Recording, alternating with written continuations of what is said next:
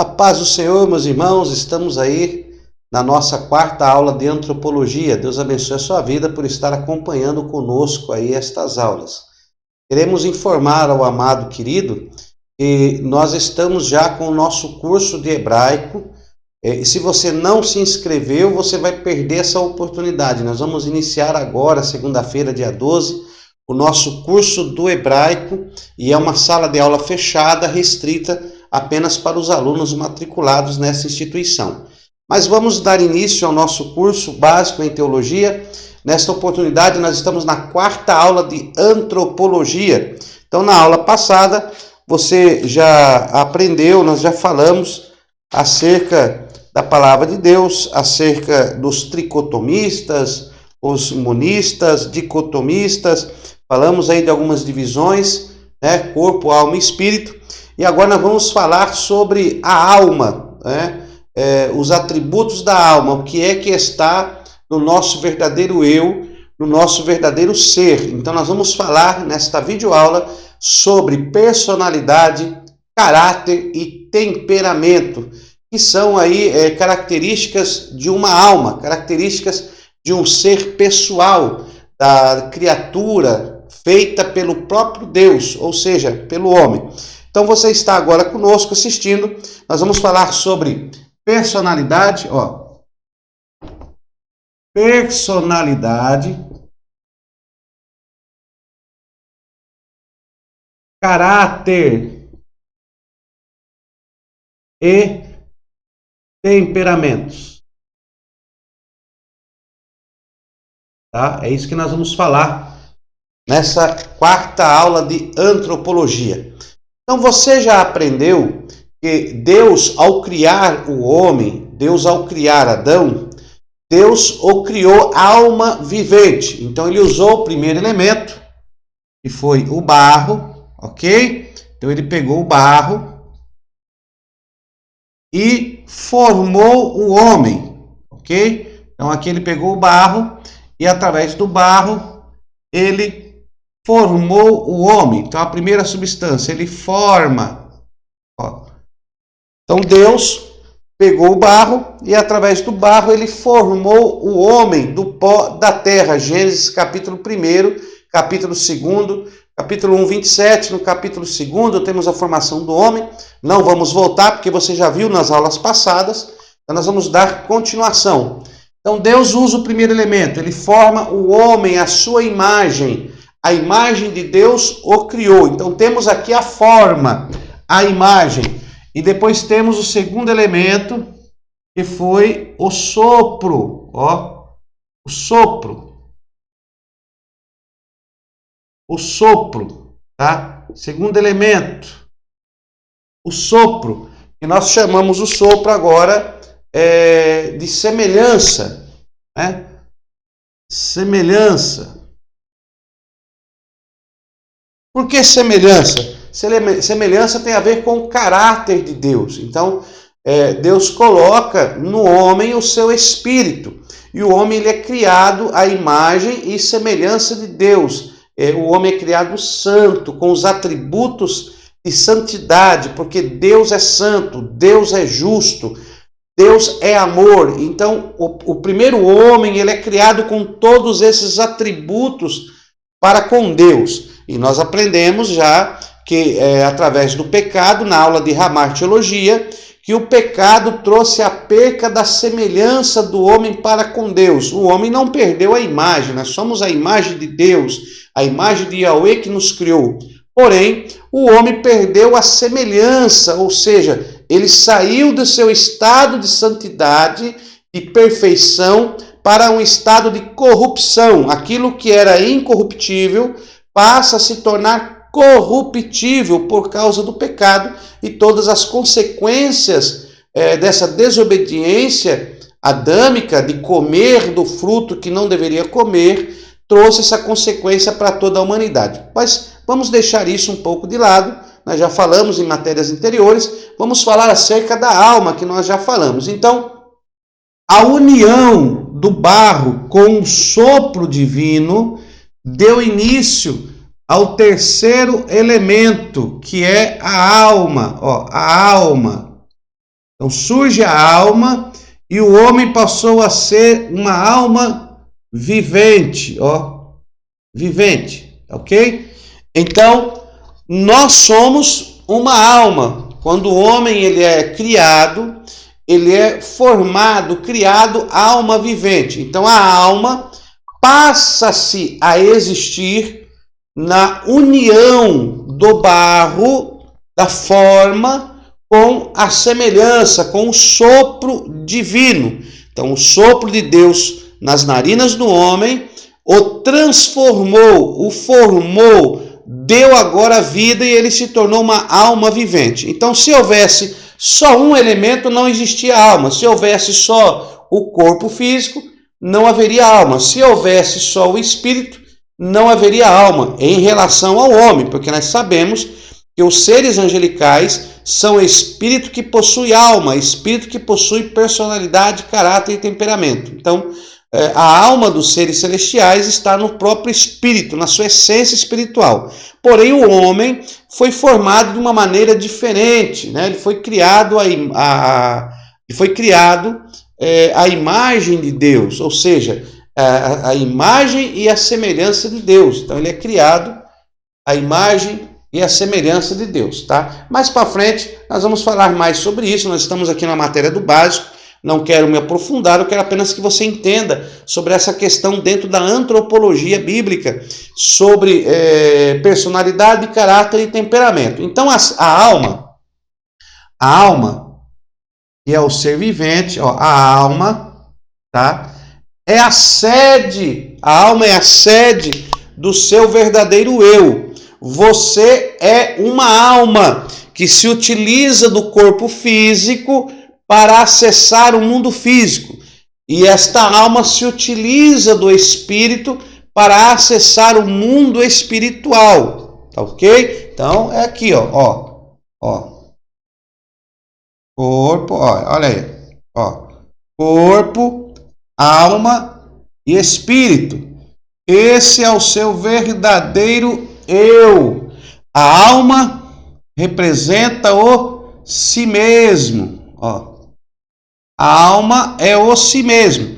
Então você se utiliza do corpo para o mundo, mundo físico, e se utiliza do espírito para o mundo espiritual. Olha aí. Ok? Então vamos entender isso aqui. Então você é uma alma vivente, você não é, esse corpo não representa o que você é. O corpo é apenas um receptáculo, a morada, a casa, o templo aonde a tua alma habita. E o teu espírito faz parte deste templo, porque o teu espírito traz a vida espiritual para este templo físico. Tá me entendendo? Depois você vai entender melhor sobre essa questão. Porém, o nosso alvo é falar sobre personalidade, caráter e temperamento. Então, a alma é a sede das suas emoções. Então, na alma está a sua personalidade. Na alma está a sua personalidade. Na alma está o seu caráter. E na alma está o seu temperamento. Ok? Então tudo isso aqui está na sua alma. Ok? Tudo bem? Então na sua alma está a sua personalidade, está o seu caráter e está o seu temperamento. Tá? Na nossa apostila aí, no nosso material didático, você vai encontrar sobre isso na página de número 15. Então nós temos aí a personalidade. A personalidade é o nosso total modo peculiar de ser. Então, a personalidade é o que te faz pessoa. É o seu modo de ser, de viver, de atuar. Né? Então, a personalidade é o nosso total modo peculiar de ser, caracterizado por nossas ações, reações e expressividades. Então, a personalidade, a sua personalidade é caracterizada por suas reações, por suas realizações, pela sua maneira de se demonstrar, né? Que você se torna aí uma pessoa. Então, a personalidade, ela é um conjunto. Ela é um conjunto de qualidades físicas, intelectuais e psíquicas que caracterizam um indivíduo. Então, a personalidade é esse conjunto intelectual que te faz expressar como indivíduo. Então, você como indivíduo, você é reconhecido como indivíduo por causa dessas expressões, dessas características. Então, quais são as características da personalidade? Anota aí. Personalidade. Então, aí nós temos aqui, primeiro, intelecto. Intelecto. Segundo, sentimento e vontade. Vontade. Então, é isso aqui que te torna pessoa, que te faz ser um ser pessoal. O que te torna um ser pessoal, pessoa, racional, que está além dos animais? Então, no corpo estão os instintos físicos, porém a alma, ela tem em si essas características: intelecto, sentimento e vontade. O que é intelecto? Intelecto, marca aí. O intelecto tem a ver com o ser criativo. Você é intelectual, você pensa, formula ideias, né? Você tem aí o poder criativo através do seu intelecto. Então, o intelecto, ele faz parte, é uma característica da sua alma. Eu não quero me aprofundar mais, porque como nós estamos no básico em teologia, dentro dessa antropologia bíblica, você tem que entender estes mecanismos, e eu quero passar da maneira mais fácil e simples para que você entenda. Nos níveis mais superiores, nós iremos trabalhar mais profundamente nessas etapas. Porém, o intelecto é o que te torna diferente como pessoa. Por exemplo, os animais. Os animais, eles agem por instintos. Parece até que eles possuem o intelecto, mas o intelecto tem um poder criativo de formular ideias. Então, um ser que ele tem intelecto, inteligência, sabedoria, e aí nós vamos encontrar dois tipos de intelectos, né? Dois tipos de sabedoria: o intelecto divino e o intelecto humano. Então, esta alma possui o intelecto humano. Para ter o intelecto divino é necessária a atuação do Espírito em plena comunhão com Yahweh. Então nós temos aqui Yahweh, Yahweh, temos aqui Yahweh, o nosso grande único Deus, que vai agir através do Espírito, desta comunhão, este elo de comunhão que é feito para com Deus através do Espírito. Então, o Espírito é que faz a comunhão com o Altíssimo, para que esta alma possa ter o intelecto de Deus, a mente de Deus, conhecimento de Deus. Sem essa conexão espiritual, a pessoa só gera em si o intelecto humano. É impossível ela trazer a si o intelecto de Deus devido à falta dessa conexão espiritual. Tá entendendo? Então, quando o homem nasce de novo e recebe no seu espírito o Espírito Santo, o Espírito Santo traz essa conexão de volta para esta alma. E esta alma, através do Espírito, passa a ter o seu intelecto, acesso ao intelecto divino, e passa a ter e formular conceitos, formular interpretações, formular revelações. Então o Espírito Santo quer formular na sua alma e trazer para a sua alma o intelecto do Altíssimo, o intelecto de Deus, tá? Estou indo bem devagar, bem simples. E a personalidade, esta pessoa, o que a torna a pessoa é esse intelecto, poder criativo, de formular ideias, a inteligência, a sabedoria. Um animal, ele não consegue formular ou criar fórmulas, ter esse poder criativo. Um exemplo do intelecto de Deus agindo no homem. Olha aí, abra a sua Bíblia, lá em Êxodo. Olha, Êxodo, vamos ver aqui, Êxodo capítulo 32. Abra aí a sua Bíblia, eu estou abrindo a minha aqui do lado, tá? Êxodo capítulo 31, ó. Êxodo 31. Olha, Êxodo capítulo 31, versículo 1. Disse mais o Senhor a Moisés: Vê, eu chamei por nome a Bezalel, filho de Uri, filho de Ur, da tribo de Judá. E o enchi, olha o que diz aí a palavra de Deus, versículo 3, Êxodo 31, versículo 3. E o enchi de quê? Do Espírito de Deus, de habilidade, inteligência e conhecimento. Olha aí, habilidade, inteligência e conhecimento. Então Deus, através do seu Espírito, ele se comunica com a alma humana e deposita nela, olha aí, habilidade, inteligência e conhecimento. Para quê? Para quê? Olha aí, versículo de número 4.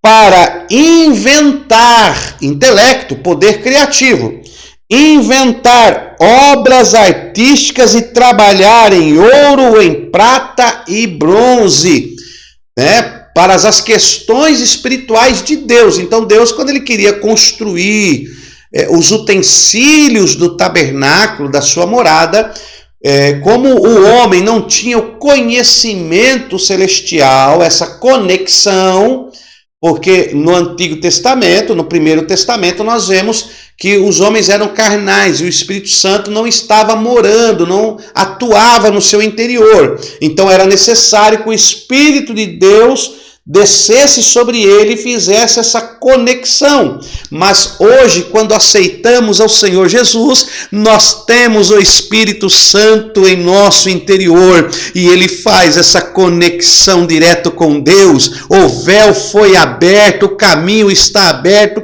e você tem conexão direta com o seu Senhor. Então o próprio Deus vai trabalhar e vai trazer o intelecto do Yahweh para a sua vida e você começará a pensar os pensamentos de Deus. Olha que coisa linda, o agir de Deus sobre esta alma através da sua personalidade, e o seu intelecto desta pessoa começa a ser cuidada, gerada, transformada por Yahweh, pela conexão espiritual do seu espírito que habita na personalidade do homem, no seu espírito.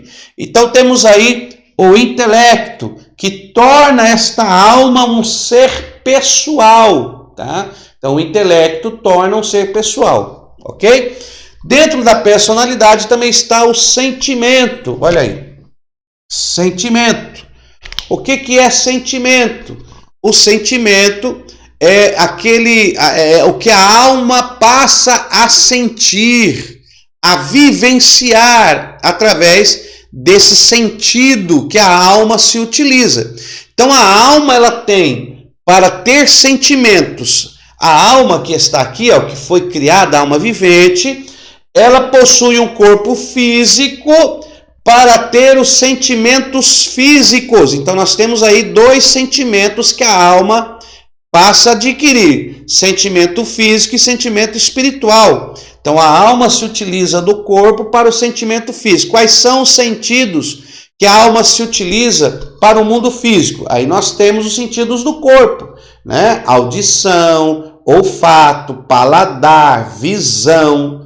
Então nós temos aí, só aqui no nosso uresh, na nossa cabeça, nós possuímos aí 4 sentidos. Olha aí: audição, visão, olfato, paladar. 4. Pastor, e o quinto? O quinto está nas mãos, nos pés e no corpo, que é o tato. Se alguém encosta em você, você sente, você tem o sentimento do toque, que é o tato.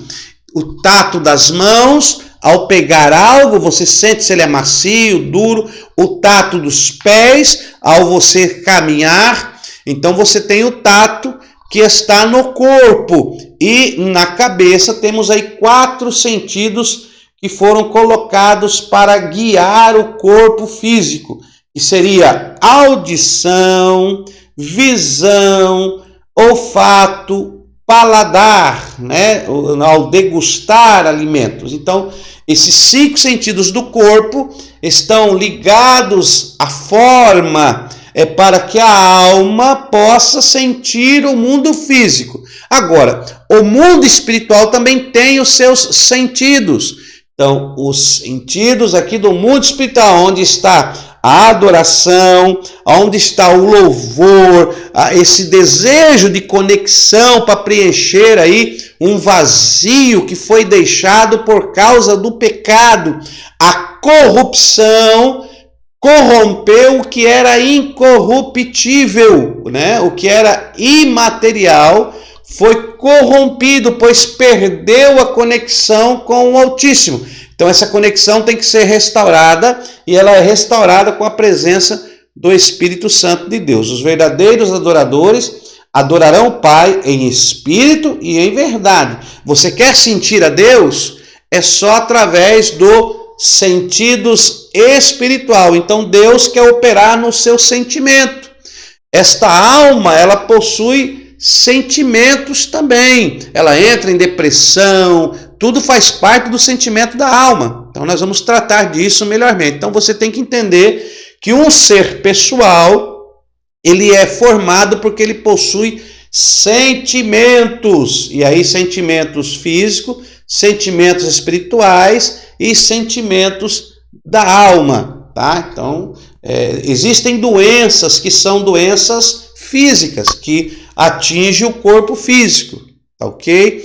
Existem doenças que atingem o espírito, que são chamadas de doenças espirituais, e existem algumas doenças que ela atinge a alma, o verdadeiro eu. A pessoa perde o desejo de viver, a pessoa não quer progredir porque ela está com a sua alma doente. Ela quer morrer, ela não acha mais sentido para a vida, ela quer parar, a sua alma está enferma. Nós temos um exemplo da mulher do fluxo de sangue. Ó, a mulher, fluxo de sangue. Tá?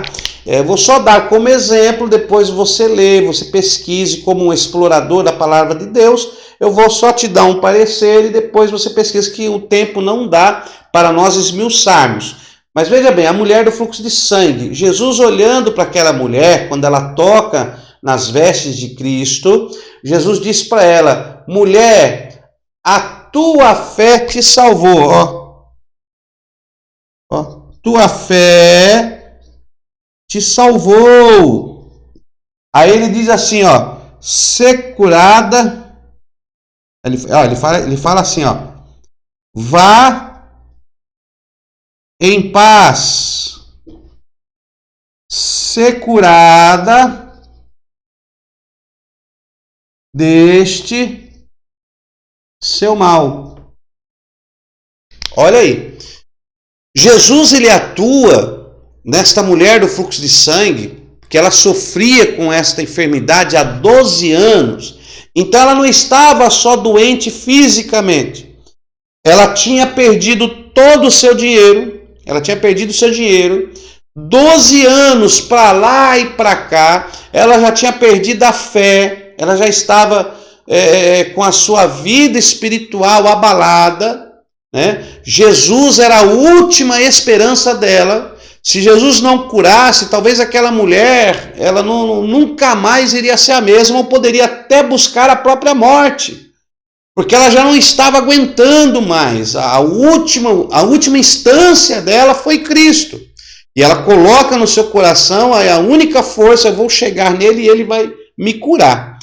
E por causa disso ela recebe não só a cura, mas a salvação. Então Cristo, ele cura a vida espiritual daquela mulher. Enquanto todos estavam afastados de Deus, ela recebe a salvação. Então Deus salva o espírito dela, a salvação. Ela recebe por meio da fé.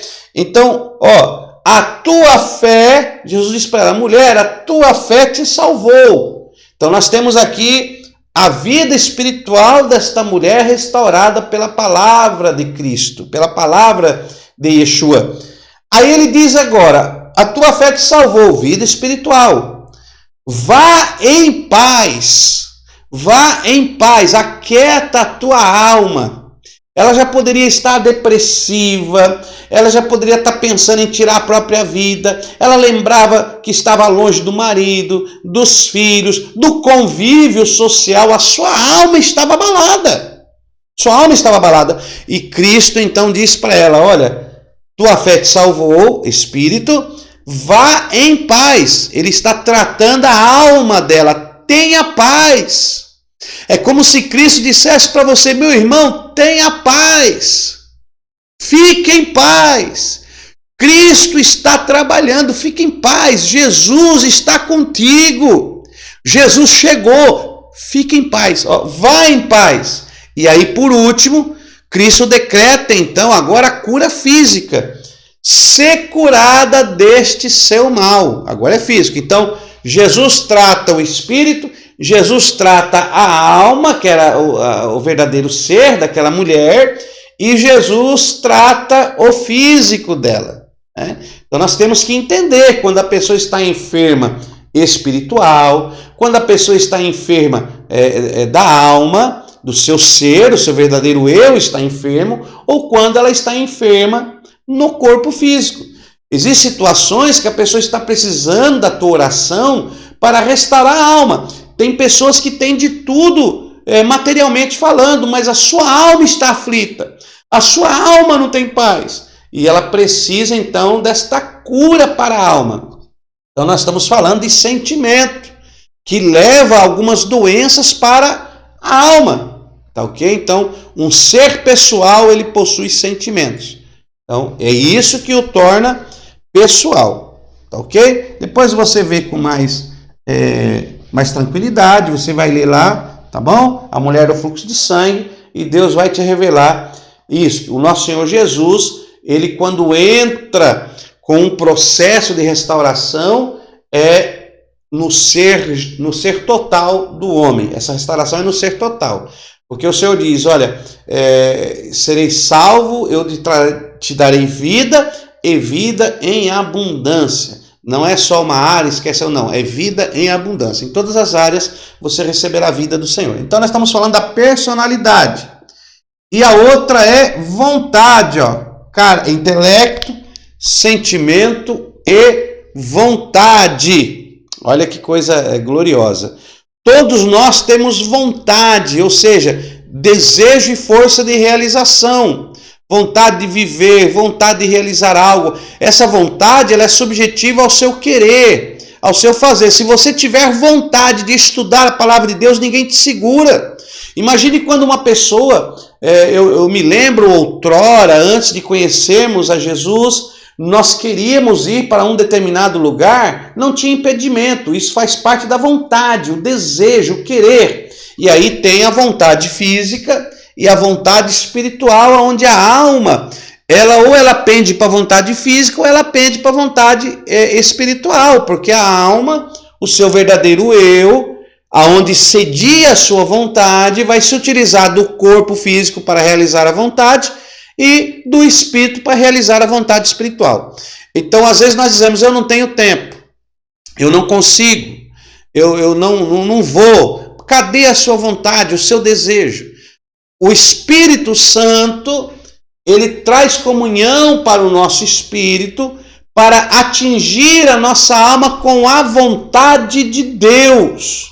Deus quer colocar a vontade dele na sua vontade.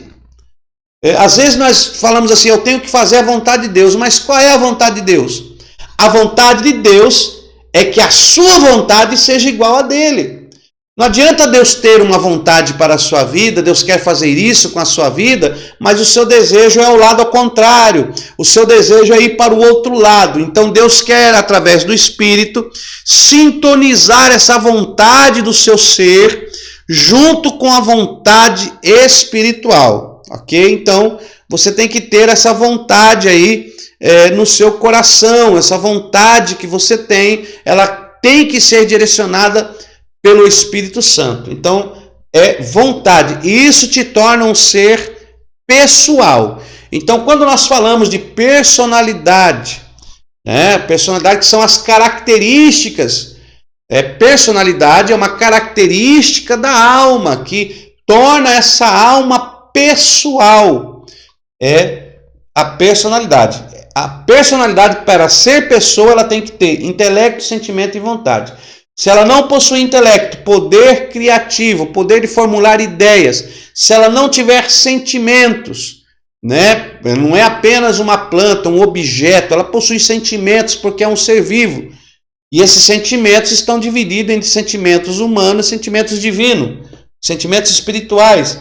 E se ela não tiver vontade, ela não é uma pessoa, é apenas uma matéria criada por Deus e gerada nesta terra. Mas você é um ser pessoal.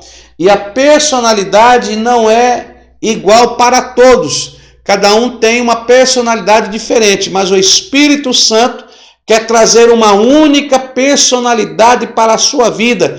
Qual personalidade, pastor? A personalidade que ele quer trazer para a sua vida é a personalidade de Cristo. Uma personalidade controlada pelo Espírito, dentro da essência de Yahweh. Esta personalidade quer invadir a tua alma e te tornar uma alma vivente diferente, uma alma que reflita a glória, a vontade, o intelecto e o querer de Deus para com a humanidade. Então, essa vontade que Deus quer impor em você. Tá? Então, Deus quer tratar a sua personalidade. Deus quer mudar a sua personalidade. E Ele só vai conseguir isso através da conexão do Espírito Santo, da comunhão que ele vai trazer para a sua vida para poder operar estas coisas. Depois nós temos aí o caráter. Tá? O caráter, ele é formulado. Ninguém nasce com caráter bom ou caráter mau. Aqui tá ok? Ninguém nasce.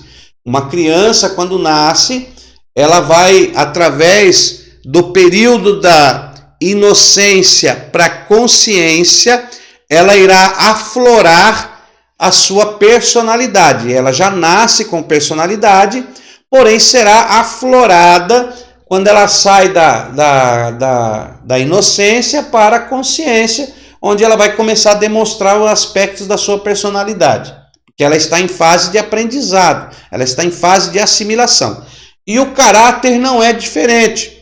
O caráter, ela é formado no indivíduo, nesta pessoa, tá? O caráter é uma face da personalidade. Então, o caráter é formado na pessoa pelo que ela ouve, pelo que ela vê e pelo que ela pratica. Guarde isso, ó.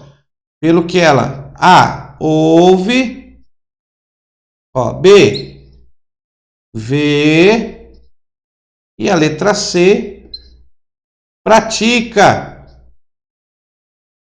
ok? Pelo que ela ouve, pelo que ela vê e pelo que ela pratica. É assim que é formado. Então, o que ela ouve, o que ela vê, o que ela pratica, vai formar o caráter desta pessoa. E aí o caráter tem a ver com o meio ambiente, de religião que ela vive, né? A sua prática tem a ver com o meio ambiente da religião, tem a ver com o meio ambiente do lar, os pais, a mãe, os irmãos, como ela convive, a família, tem a ver com o meio ambiente da comunidade, né? Então nós vemos aí que a cultura também vai influenciar no caráter desta pessoa. Tem a ver também com o meio ambiente do trabalho, dependendo do meio ambiente do trabalho. Então, no meio ambiente que esta pessoa convive, essa pessoa que possui intelecto, sentimento e vontade, esse intelecto, sentimento e vontade vai gerar um caráter, dependendo do que ela ouve, do que ela vê e do que ela pratica, do convívio dela. Então, é muito importante você, como cristão, ensinar o seu filho o caminho em que ele deve andar. A Bíblia diz aí, ensina o caminho que ele deve andar e quando crescer não se desviará dele. Então você tem que ensinar o seu filho o caminho que ele deve andar, porque isso vai formar o caráter desta criança. Nós vemos crianças pequenas que, devido à convivência com os pais, o que ela ouve, o que ela vê e o que ela faz, usa de maneiras pejorativas ou até mesmo escandalosas ainda como criança, e os pais batem palma. Às vezes ela está fazendo algo que é errado e os pais estão elogiando porque aquela criança consegue fazer aquilo e o seu caráter está sendo formado. Eu não quero entrar no contexto da cultura judaica, porque se formos entrar nós vamos ver como eles criam os filhos deles e como os ocidentais aqui na América do Sul nós criamos esse estado que nós chamamos de estado laico, né? Como que nós criamos, a diferença é muito grande. Nós estamos sendo muito inadimplentes na criação de nossos filhos, muito inadimplentes. Então você que ainda tem seu filho pequeno, o caráter dele está sendo formado e este caráter depende do que ele convive, do que ele ouve, do que ele vê, de como ele pratica isso dentro do seu lar, no trabalho, aonde ele vai, na escola. Então, dependendo dos seus amigos, vai ser formado o caráter desta pessoa. Então, você tem que trabalhar ainda quando ele é criança, aonde o seu caráter está em pleno desenvolvimento. Então, a alma, ela tem personalidade, ela tem caráter. E o caráter é formado no indivíduo, tá? Ele não nasce com caráter bom, caráter ruim. Esse caráter é formado pelo que ele ouve, pelo que ele vê e pelo que ele pratica, tá, ok? E depois nós temos, eu estou andando um pouquinho mais rápido, senão vai ficar muito longa esta aula, mas vai anotando aí, posteriormente nós vamos aprender muito mais coisas, né, nos aprofundamentos dos níveis mais aprofundados da teologia, nós vamos tratar de alguns assuntos e você já vai estar sabendo. Como nós estamos tratando do básico, você precisa ter isso em mente. No nosso material aí, em PDF que você recebeu, pode abrir aí na página de número 15 que você vai ver isso aí detalhado. Então nós temos aí agora, dentro da alma, os temperamentos. São 4 tipos de temperamentos. Aí nós temos aqui os temperamentos. Ó, A, o B, vamos por aqui, né? A, B, C e o D. Ó, sanguíneo, colérico, melancólico e o fleumático. Nós temos aí o sanguíneo, colérico, melancólico e fleumático. Então, guarde essa estrutura aí, tá ok? Guarde essa estrutura. Os temperamentos, eles são congênitos, ok? Isso aí é genética. Os filhos, eles pegam uma porcentagem do temperamento dos pais, dos avós e até dos bisavós, até a 4ª geração, ele pega o temperamento da família. Então, os temperamentos, A pessoa já nasce com os temperamentos, tá?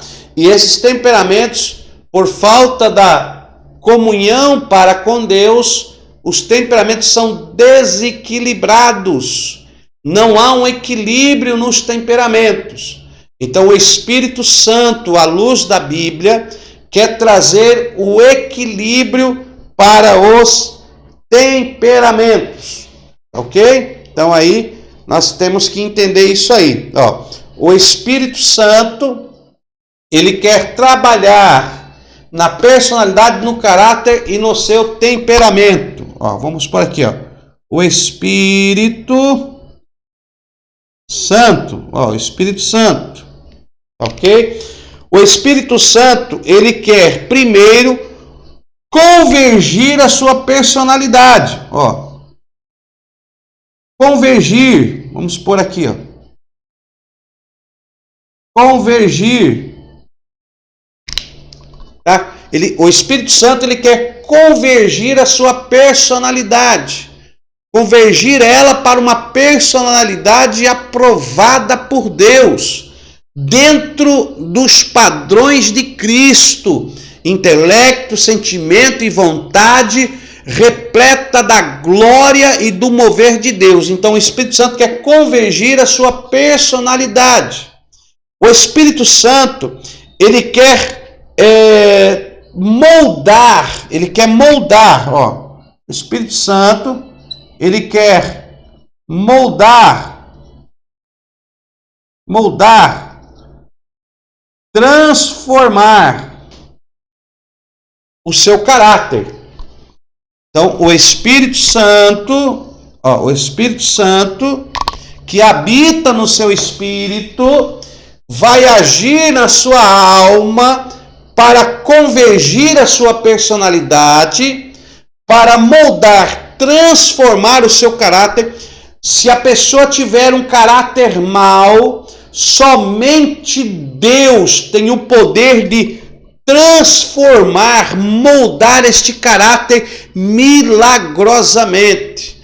Até aqui ele foi uma pessoa, mas quando ele tem um encontro com Cristo, esta pessoa muda e passa a se tornar diferente instantaneamente, de uma maneira milagrosa, porque o Espírito Santo tem o poder de moldar, transformar este caráter, que é a marca que fica, que é o sinal que ele deixa na sociedade. Se ele roubava, não rouba mais. Se ele praticava furto, não pratica mais. Se ele era injusto, não é injusto mais, porque o seu caráter pode ser transformado pelo atuar do Espírito Santo de Deus na vida desta pessoa. Agora, o Espírito Santo, ele não vai mudar o seu temperamento, tá? O Espírito Santo, ó, ele quer controlar a luz da sua palavra. Então, o Espírito Santo, ele converge a sua personalidade, ele molda, transforma o seu caráter e controla à luz da palavra de Deus o seu temperamento. Então, o Espírito Santo, olha aqui, olha que trabalho o Espírito Santo tem. Ó, ele quer convergir a sua personalidade, ele quer moldar o seu caráter e quer controlar os seus temperamentos, tá? Então, o Espírito Santo, através desta comunhão, vai convergir esta alma a Cristo. Essa personalidade é convergida a Cristo.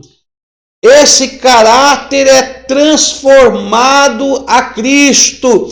E estes temperamentos é controlado por Cristo.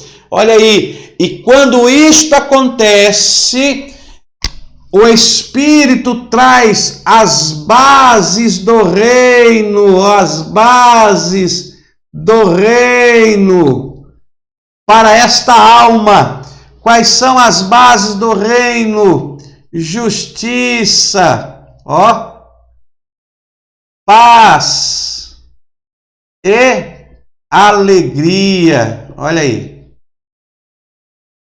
Romanos, está lá em Romanos.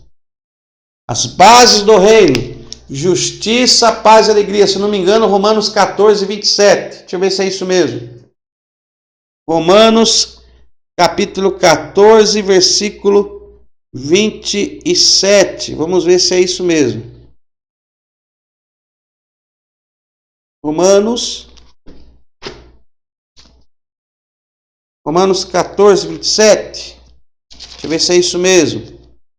14, 17. Olha aí. Romanos 14, 17. Muito junto, né? Deixa eu apagar aqui.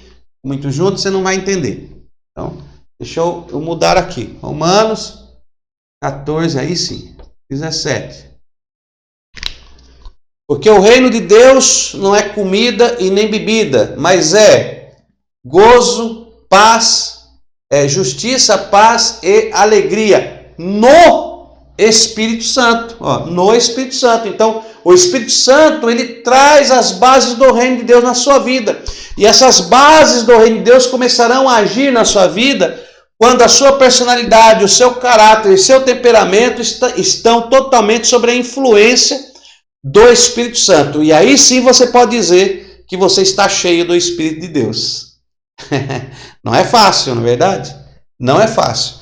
Mas é isso aí. Então vamos falar aqui um pouco mais personalidade, caráter e temperamento. Então vamos falar acerca dos temperamentos. Vamos dar aqui uma apagada e vamos falar aqui sobre os temperamentos, para que você possa entender melhor o Espírito Santo. Então, você já sabe que o Espírito Santo ele não transforma, não muda o seu temperamento. O seu temperamento ele é congênito, ele é herdado dos seus pais e não tem como Deus transformar os seus temperamentos.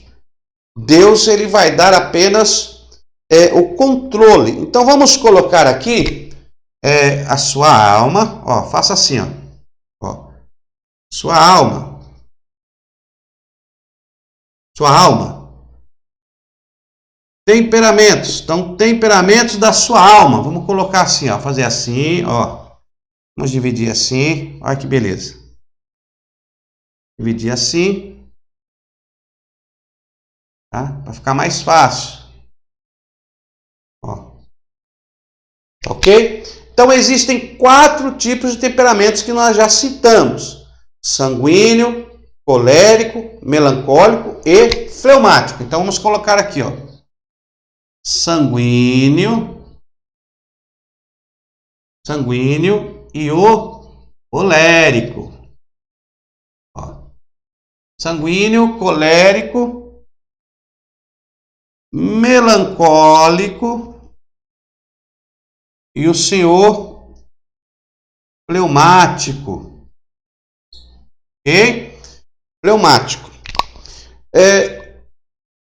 Quem fez esse estudo sobre os temperamentos, é um estudo muito glorioso, e quem fez isso foi, os primeiros estudos foram feitos por Hipócrates. Vamos colocar aqui, Quem fez esses estudos foi Hipócrates, tá?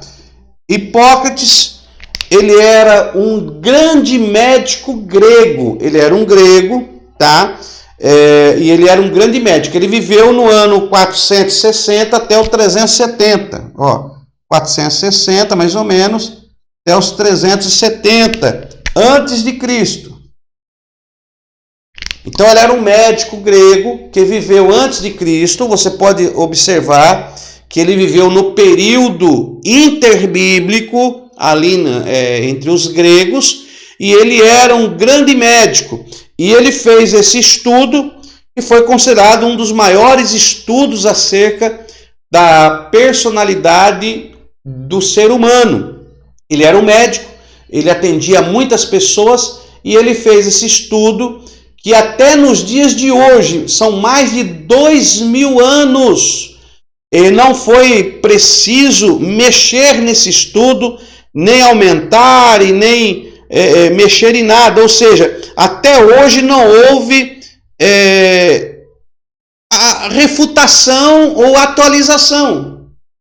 E tão maravilhoso que foi esse estudo que ele fez acerca da personalidade humana, acerca do homem, que não houve alteração nesse estudo.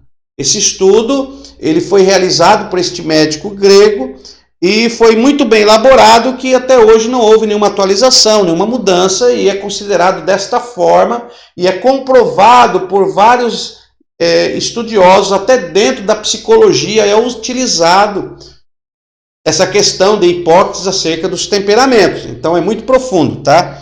Então Hipócrates ele fez esse estudo acerca desses temperamentos, e dentro desse estudo, o Hipócrates disse o quê? Ele disse que uma pessoa, todas as pessoas possuem os 4 temperamentos. Todas as pessoas possuem os 4 temperamentos, mas que ela possui uma que sempre estará mais aparente que a outra. Vou dar um exemplo. Por exemplo, essa pessoa aqui, ó, ela possui, ó, vamos colocar assim, ela possui aqui 50% aqui colérico, ela possui aqui 12,5%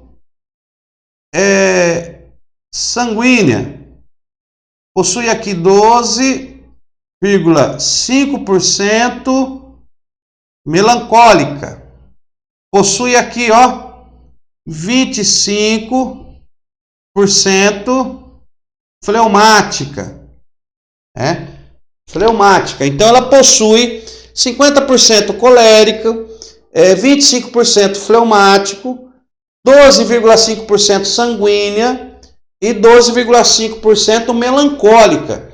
Então ela possui os 4 temperamentos. Ó. Esta pessoa possui congênita nela, na sua alma, esses 4 temperamentos. Porém, você vai observar que o temperamento, a nomenclatura colérica é 50%, é mais que as outras. Então esta pessoa ela terá tendência de aflorar nela, na pessoa dela, vai aflorar mais a aparência, a realização do colérico. Porque ela tem 50% na sua alma, 50% na sua alma ela é colérica. Então os outros temperamentos são menores, ela tem menos proporção. Por quê? Porque não há um equilíbrio. Isso aqui nós chamamos de desequilíbrio. Ó. Desequilíbrio. Desequilíbrio. Não há um equilíbrio. Por não haver um equilíbrio, que ela tem mais colérico, menos fleumático, menos sanguíneo, menos melancólico, porque não há um equilíbrio nessa pessoa. Então essa pessoa, a tendência dela é ser mais colérica. Por quê? Porque o temperamento colérico é o que está mais aflorado. Deu para entender? Vamos fazer diferente para você entender mais ainda. Suponhamos que ela tem aqui, ó, ela tem aqui 12%, 12,5% de colérico, 12,5% de fleumático, 25% de sanguíneo, mas ela tem 50% melancólica. Então, qual temperamento vai aflorar mais nela? Qual que ela vai aflorar mais? Que você, ao ver a pessoa, você vai detectar mais. O temperamento dominante. O temperamento dominante é o melancólico. Por quê? Porque ela tem 50% de melancólico. Deu para entender? Então, o temperamento que ela possui mais ativamente na sua personalidade, no seu caráter, que ela possui mais ativamente na sua alma, é então a linha de atuação que ela terá, os temperamentos, vai fluir sobre ela. Então até a psicologia estuda isso, quando uma pessoa é mais melancólica, como que ela é, mais sanguínea. Deu para entender? Então estou indo devagar. Por quê? Porque há um desequilíbrio. Então ela não tem equilíbrio nos seus temperamentos, tá? O Espírito Santo quer trazer equilíbrio para esse desequilíbrio. Então o que o Espírito Santo ele quer fazer aqui? Ora, o Espírito Santo ele quer fazer com a pessoa um equilíbrio nos seus temperamentos. Quando a pessoa tem a atuação do Espírito Santo, ela não vai ter os temperamentos desequilibrados, ela vai ter equilíbrio, ó. Equilíbrio. Equilíbrio. Vai ter isso aqui, ó. Isso é equilíbrio. Olha aí, ó. Sanguíneo, melancólico e fleumático. Sanguíneo, colérico, melancólico e fleumático, ó. 25%, 25%, 25% e 25%. Quando ela tem um equilíbrio nos seus temperamentos, ela tem controle, domínio próprio.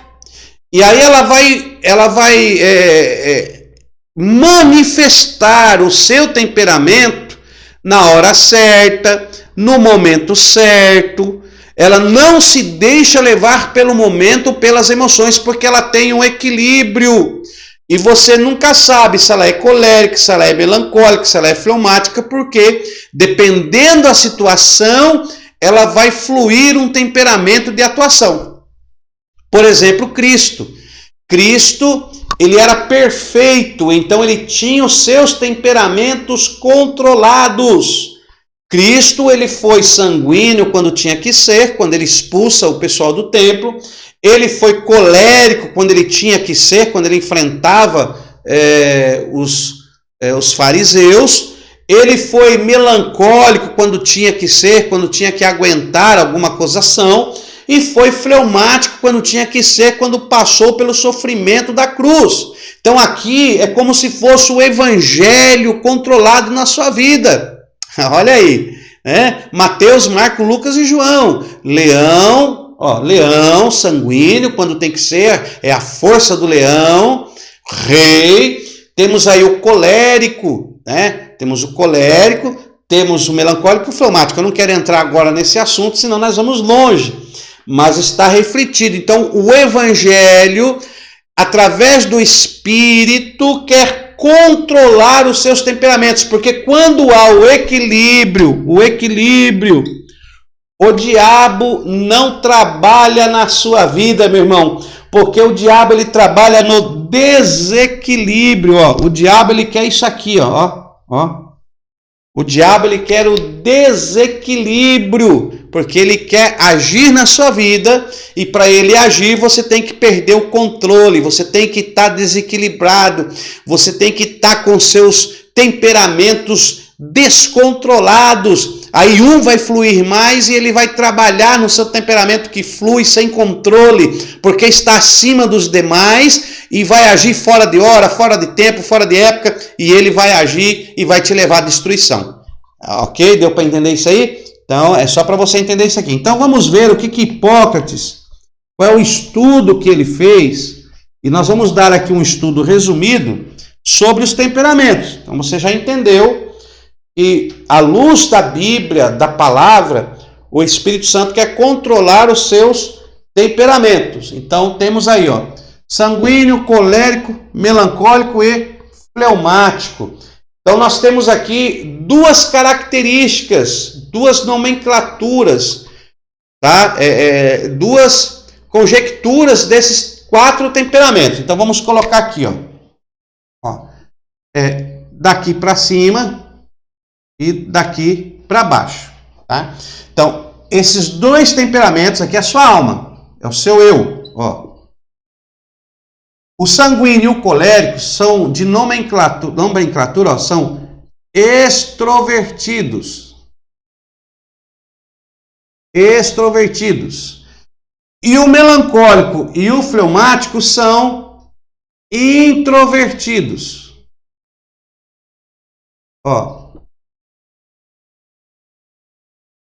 Ok? Então, o sanguíneo e o colérico são extrovertidos. São aqueles temperamentos que põem para fora, que se manifestam. São aqueles temperamentos que são extrovertidos.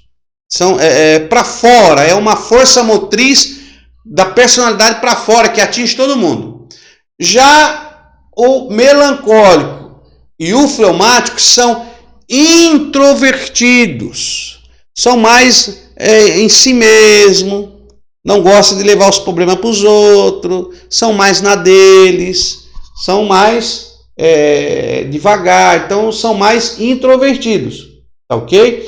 Então, os extrovertidos já se manifestam logo, os introvertidos já demoram um pouco para se manifestar, porque eles são mais cuidadosos, mais resguardados, então você já começa a detectar aí, tá? Então temos aí o sanguíneo, colérico, extrovertido, melancólico e fleumático, introvertidos, tá ok? Então vamos falar aqui do sanguíneo.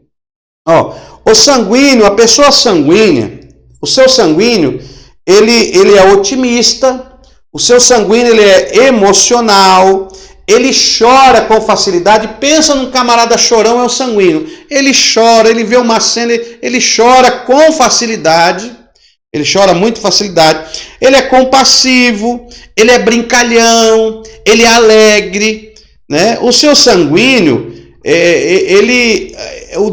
o pior defeito do seu sanguíneo, eu não vou me aprofundar muito, tá ok? Mas o pior defeito do seu sanguíneo aqui, ó, vou colocar aqui, ó, ele é alegre, ó, alegre, né? Brincalhão, ó, brincalhão.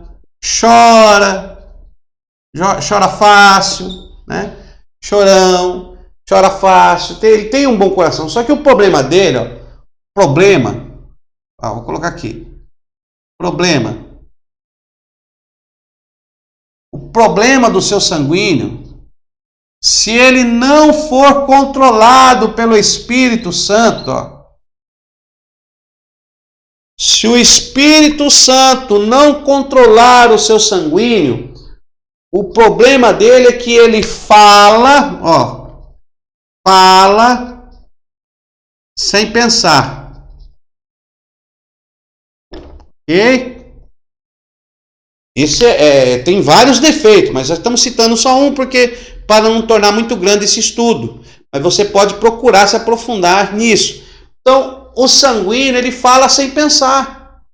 Ele é explosivo, ele é dinâmico, ele vai fazer algo, ele já quer para agora. Não, eu quero agora. O seu sanguíneo, ele tem essa tendência, né? Ele é precipitado, ele não mede as circunstâncias, ele não mede a consequência de seus atos. Ele acha que isso é uma qualidade. Não, eu falo mesmo, o que eu tenho que falar eu falo na hora, não levo nada para casa, e às vezes isso não é bom, e o diabo trabalha nesse descontrole, justamente por ele falar sem pensar, achando ele que está fazendo certo. Eu falo mesmo, qualquer hora, e nem sempre existe um momento de falar e um momento de se calar, só que o sanguíneo ele não sabe o momento de se calar, ele só sabe o momento de falar. E o diabo trabalha nesse desequilíbrio. Então ele precisa do Espírito Santo para controlá-lo. Porque ele pode levar uma alma à morte por falar sem pensar. Esse é um problema muito sério do seu sanguíneo que não possui o Espírito Santo. E ele precisa ser controlado. E o Espírito Santo quer controlar. Ok? Vamos mais rápido para nós não demorar muito. Olha lá. O segundo extrovertido é o seu colérico. Tá? Um exemplo do sanguíneo aqui, ó. Vamos dar um exemplo bíblico do sanguíneo aqui, ó. Vamos colocar aqui, ó. Marca aí, Pedro. Pedrão, né? Pedro é o maior exemplo do sanguíneo, tá ok?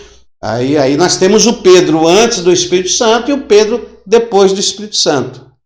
Pedro é tão sanguíneo que ele cortou a orelha de Malco, achando que estava defendendo Jesus, foi para a oração armado de uma espada, Mas tudo bem, vamos deixar isso para lá. Tá? Então um exemplo aqui é Pedro, temperamento descontrolado.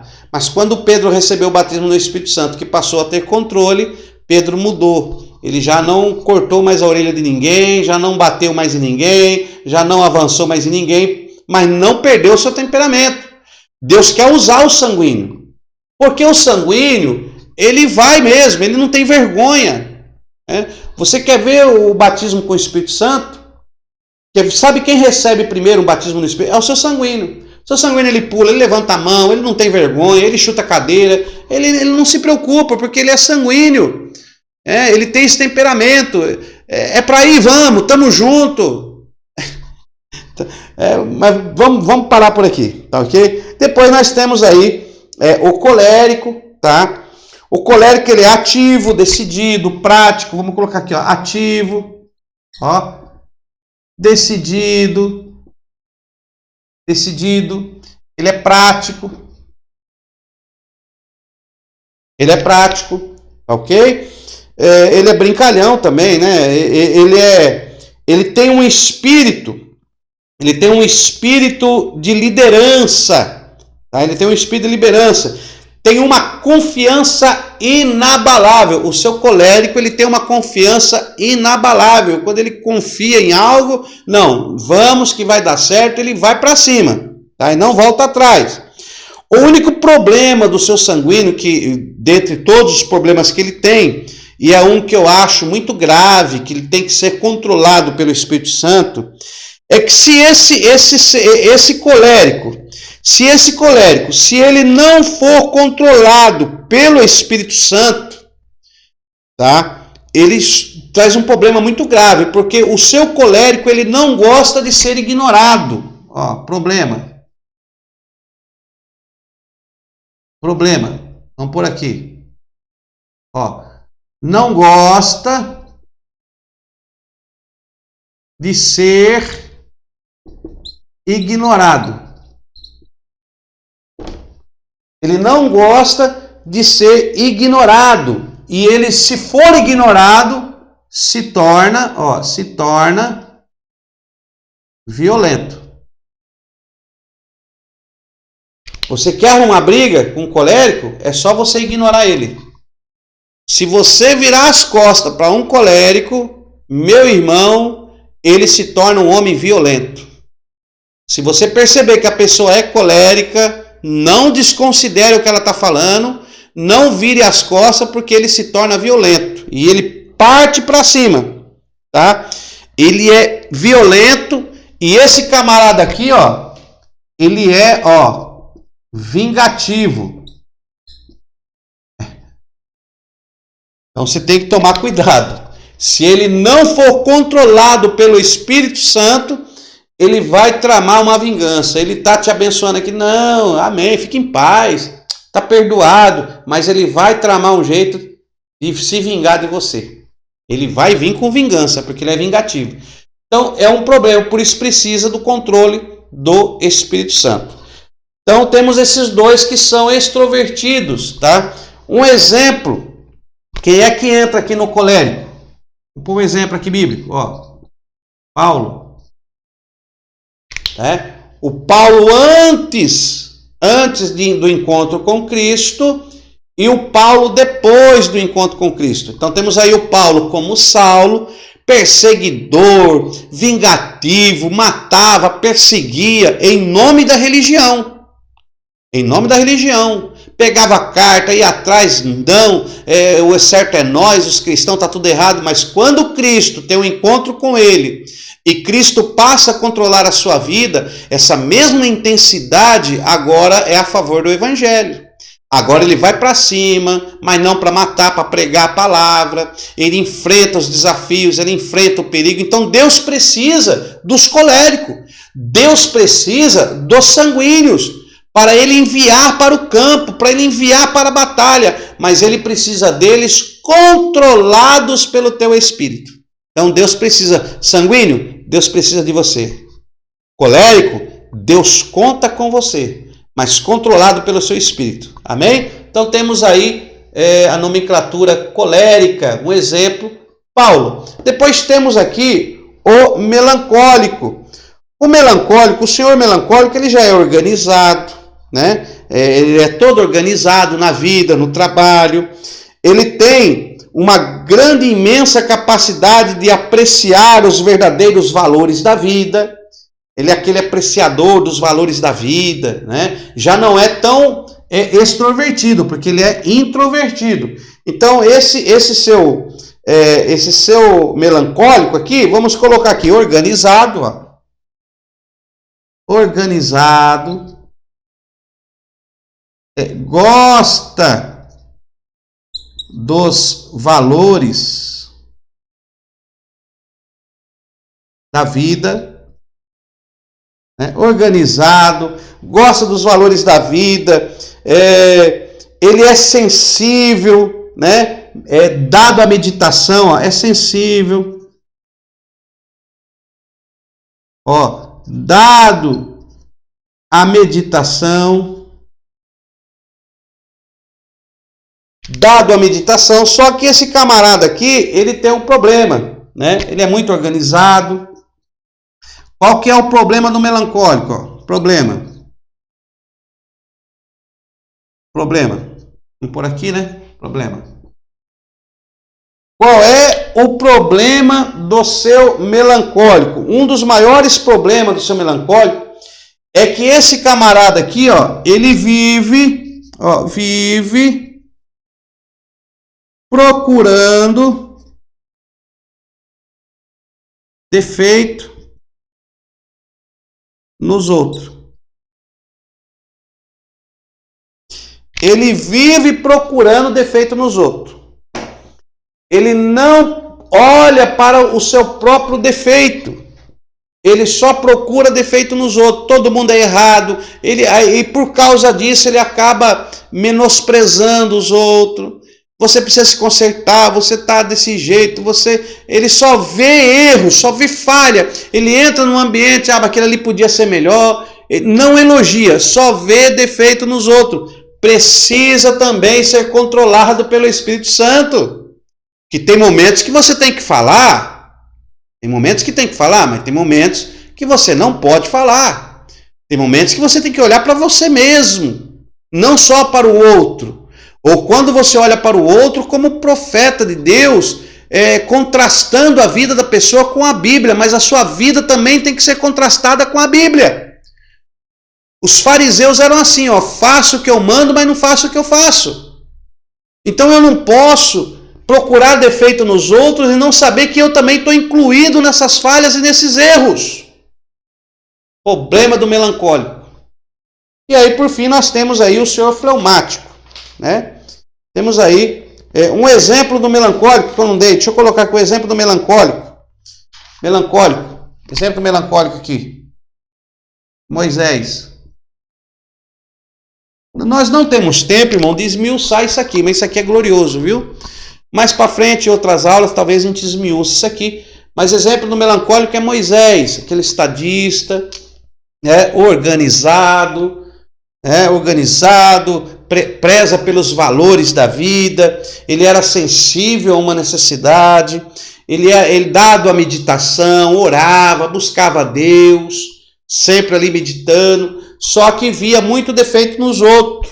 E tem algumas passagens que nós mostramos isso, mas não dá tempo de entrarmos. Então, depois você faça uma pesquisa e você vai ter melhor esclarecimento. Nesse básico, eu quero só te dar as bases dentro dos temperamentos, que está dentro da antropologia, dentro da personalidade, dentro da alma do indivíduo, de um ser, de uma pessoa. Então, nós somos uma alma vivente e possuímos esses temperamentos. Então, temos aí o sanguíneo, colérico, melancólico e vamos para o seu fleumático. Tá? O seu fleumático, ele é altamente qualificado, ele é um bom conselheiro. Então, vamos colocar aqui, ó, bom conselheiro.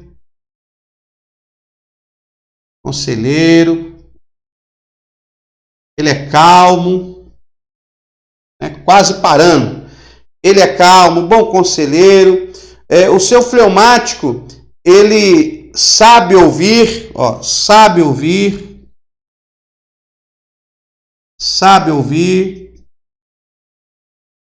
Na realidade, o seu fleumático ele é mais de ouvir do que falar. É uma pessoa bem tranquila, centrada, fala pouco, né? Ele fala pouco, observa muito, é o grande observador, bom observador,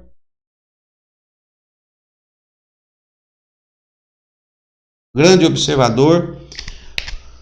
Então vamos lá. Problema do seu fleumático. Esses problemas, lembrando os irmãos, esses problemas quando não controlado pelo Espírito Santo, quando ele não tem essa conexão com o Espírito Santo. Por isso ele precisa do Espírito Santo, porque sem o Espírito Santo, esses temperamentos são descontrolados, aflorados, e aí o diabo trabalha. Mas quando ele tem o Espírito Santo, esses problemas não existem, porque o Espírito Santo lhe controla e ele não perde o controle, ele não fica descontrolado, mas ele é controlado pelo Espírito Santo e o diabo não consegue usar isso contra ele, ok? Então vamos lá. O maior defeito, o problema do seu fleumático. Problema, vamos por aqui. Problema do seu fleumático. Qual é o maior problema do seu fleumático? O problema do seu fleumático é que ele te mata na unha. Problema. Mata na unha. O que é essa expressão mata na unha? É que ele te faz sofrer quando você irrita ele. Ele sabe que você quer as coisas para a hora, então ele te faz sofrer. Por exemplo, os extrovertidos aqui, se nós fosse pôr uma velocidade de atuação, uma velocidade de temperamento, então esses aqui são todos 100%. 100% ativo, 100% ativo. É aquele sanguíneo ativo, 100%, não para. Né? Esse sanguíneo colérico, eles não gostam de esperar por ninguém. Porque eles são extrovertidos, eles não têm paciência e não esperam por ninguém. Se quer ver, você faça um colérico te esperar, por exemplo. Ele não te espera. Você deixa ele irritado. Se você marcar um horário e não chegar no horário, ele fica irritado porque ele não te espera. Ele vai embora e te deixa. Agora você imagina um encontro.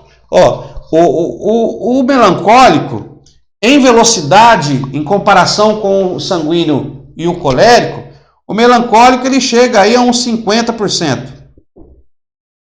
Mas o fleumático, de todos, ele é o temperamento mais lento, mais demorado na reação. Então, esse fleumático aqui, se nós fosse pôr uma velocidade para ele, a velocidade dele é de 10%. 10%. Enquanto o melancólico é 50%, enquanto esses aqui, é 100%. Então você imagine uma mulher que é sanguínea, e essa mulher casa com um fleumático. Só imagine. A mulher diz assim, bem, a lâmpada queimou, troca a lâmpada. Ele fala, já vou trocar. Mas não vai, porque ele é 10%, ele é lento, ele é tranquilo. Bem, a lâmpada, já vou trocar. Sabe o que vai acontecer, meu irmão? Essa mulher aqui vai trocar a lâmpada, porque ela não aguenta esperar, ela é sanguínea. Quando ele pensar em trocar a lâmpada, sabe o que ele vai dizer? Oxe, já trocou, amor? Ela vai falar, já troquei. Não aguentei te esperar. E se você empurrar, quanto mais você empurra esse fleumático, porque ele é o mais lento, quanto mais você empurra ele, mais ele para. Quanto mais você falar para ele que tem que fazer, é aí que ele não faz. Se ele perceber que você está com raiva dele, ou que você está empurrando, ele te mata na unha. É agora que ele vai... Não, eu também não vou fazer. Então isso aqui é espetacular. Depois você estuda isso aqui, tá? São os temperamentos e Deus não muda. Deus não muda. O Espírito Santo, ele dá o controle dos temperamentos na sua vida. Deus abençoe e até a nossa próxima aula. Na quinta aula nós continuamos. Até a nossa próxima aula no nome do Senhor Jesus. Deus abençoe sua vida. Fique com Deus.